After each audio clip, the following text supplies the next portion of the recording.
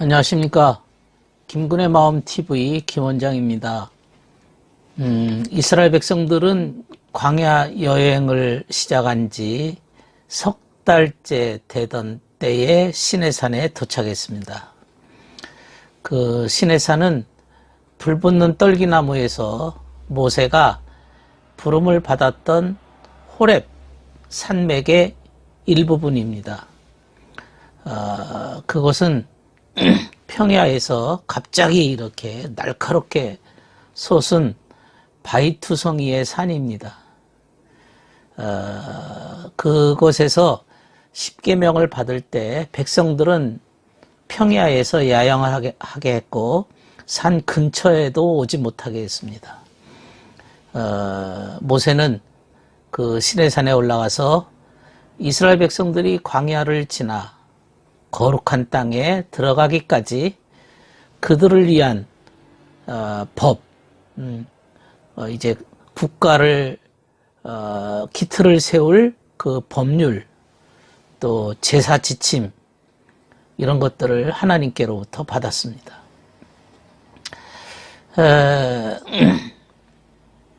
이런 법들, 이런 제사 제도, 이런 규제들은 사실 오늘날에는 그대로 지키지는 않습니다. 그러나 그 속뜻이 있습니다. 그 속뜻이 있다는 것을 우리가 의미가 있다는 것을 어느 시대에든 우리는 알아야 될 것입니다. 우리가 공부하면서 이 법의 그 의미와 그 속뜻을 알아야 될 것이죠. 우리는 십계명은 시내산에서 모세로부터 하나님께서 주신 겁니다. 사람들이 전에는 십계명, 계명을 몰랐기 때문에 그곳에서 이제 새롭게 주어진 것은 아닙니다. 인간이라고 할 때는 그 법을 기초적인 지식, 상식이 있습니다. 예를 들면 뭐 도둑질하지 말라. 그건 다 알죠. 예, 그거는 모든 인간들에게는 그 기초적인 법이 있습니다만은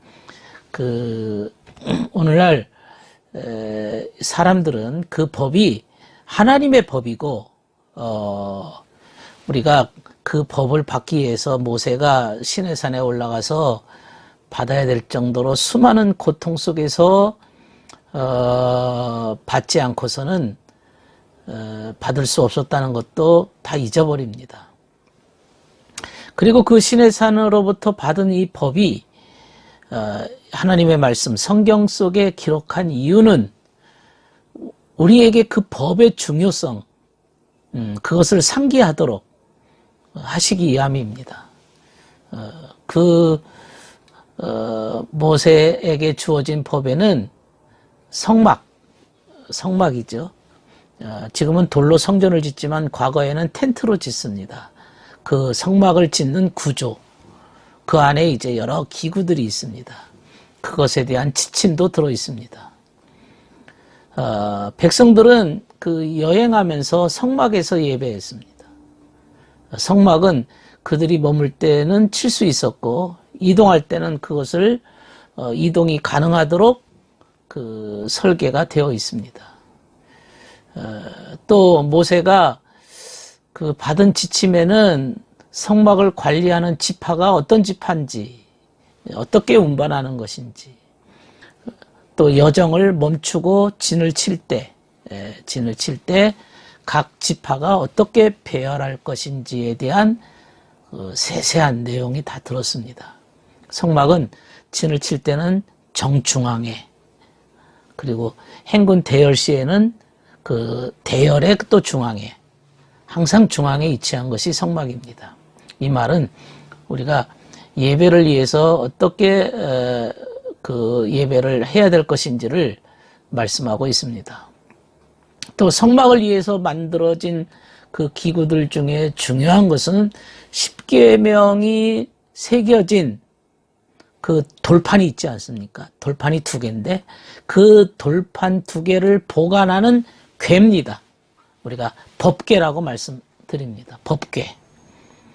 이 법궤는 그 성막의 그 세 등분으로 되어 있는데 가장 깊은 방, 지성소라고 그럽니다. 지성소에 있는 겁니다. 그 속에 딱 한 개의 그 박스가 있는데요. 아카시아 나무로 된 그 상자가 법궤입니다. 그리고는 거기에는 순금으로 칠해져 있습니다. 이렇게 성막이라고 하는 게 우리가 말하는 이제 성전인데, 성막이 세 등분으로 이렇게 규정이 되어 있어요. 세 가지. 이것은 그 사람의 마음과 어떤 상징성이 있습니다. 세 등분이라는 것은 내 마음의 가장 깊은 부분, 의지가 있고요. 그 다음에 이제 성소라고 하는 부분, 그거는 이해라고 하는 부분입니다. 그 다음에 이제 모든 사람이 들어갈 수 있는 그 울타리, 성막 울타리라고 하는 것은 우리 행동이 있죠. 그러니까 인간도 역시 세 등분으로 구성되어 있는 겁니다. 의지가 가장 깊숙이 들어 있고요. 이 의지라는 것은 인간의 목적을 의미하는 거거든요. 그 다음에 이제 이해입니다. 이해라고 하는 것은 인간의 어떤 사상이나 생각이나 이런 부분들을 의미합니다. 그리고 우리 행동이라는 것은 누구나 다 볼 수 있죠. 인간의 의지나 이해는 사람들이 모릅니다. 말하기 전에는 모르죠. 표현하기 전에는 모릅니다. 그래서 궤라고 하는 것은 가장 마음 깊은 곳, 지성소, 그 속에 들어있는 어떤 궤입니다. 그것은 이제 그 궤 안에는, 궤짝 안에는 십계명이 들어있다, 그렇게 얘기하죠. 그리고 그 궤를 만든 그 나무죠. 나무를 덮은 금이 있습니다. 순금이 있죠. 순금으로 그 궤를 만들었어요. 보통 우리가 상징적으로 영적인 의미로 금을 의미할 때는 사랑을 의미합니다. 사랑. 자기 사랑 아니겠죠. 이웃 사랑, 이타적인 사랑, 순수한 사랑을 의미할 때 금을 말하고 있습니다. 그러니까 우리가 십계명을 덮는 그러니까 이제 이 법궤에 금으로, 순금으로 덮였다고 하는 것은 우리 영혼으로 말하면 정말로 주님의 사랑으로 우리가 살아야 될 것이다. 정말 주의 말씀에 순종하면서 살아야 될 것이다. 그리고 이제 궤를 덮고 있는 그 속죄판이 있습니다. 판. 그것도 금으로 되어 있죠. 속죄판. 우리가 죄를 정결케 하는 속죄판입니다. 그리고 거기 이제 황금 궤르빔이라고 하는 게 있는데요. 이것은 정말 보호하시는 하나님의 어떤 섭리와 하나님의 뜻을 의미할 때 이 게르빔이라고 하는 이 모습이 지켜져 있습니다. 그러니까 이 법궤라고 하는 이 법궤는 주님께서 게르빔이라고 하는 이스라엘 자손을 보호하시고 지켜주시겠다고 하는, 그리고 그 안에 십계명이 있다고 하는 것은 그들이 십계명대로 살면 만나 주실 것을 약속하는 거죠. 이 법궤는 오랜 역사를 지니고 있습니다.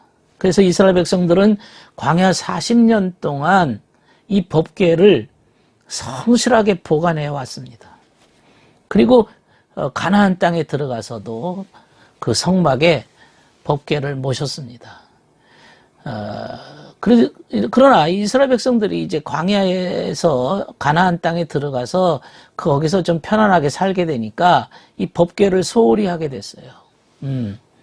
법궤를 소홀히 하게 됐어요. 그래서 한동안 이 법궤를 뺏기기도 했습니다.